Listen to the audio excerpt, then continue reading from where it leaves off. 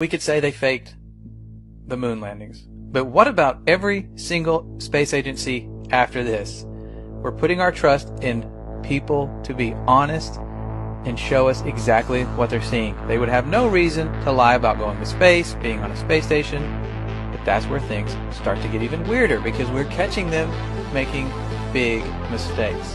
They're having CGI glitches, their wire harnesses are not working correctly. If you do enough searching, you will find clip after clip of NASA fails.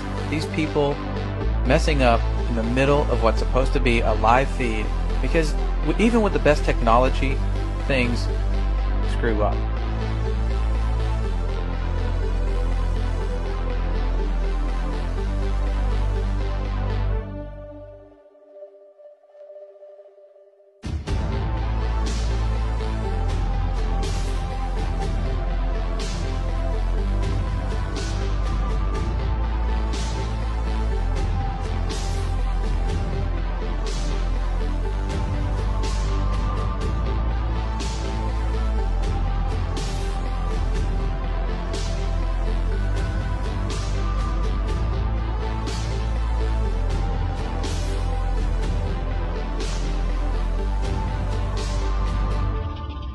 So many times during spacewalks outside the International Space Station, we can see air bubbles rising up. Can you touch on how there are air bubbles in space? Can you be more specific? Air bubbles? So yeah, like a lot of times during the footage, the NASA footage, you can see bubbles coming up out of the helmets or kind of from underneath you.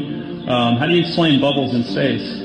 Yeah, I'm not sure exactly what you're talking about. Now sometimes you get water in the helmet, and it's either from sweat or from the cooling garments. And on some of my spacewalks, I had like water in the helmet, not like I was going to drown in the helmet, but just little bits of water probably came from sweat. Often on the outside of the space station, you'll liberate little pieces of it's a really harsh environment out there, and the outside of the space station gets beat up pretty good. And sometimes, you'll see just little flecks of paint or something that you might have disrupted floating away from the suit. And, that's generally what that is. I've never seen any kind of air bubble anywhere. Yeah. Could it be that you're filming in an underwater pool and you're not really out?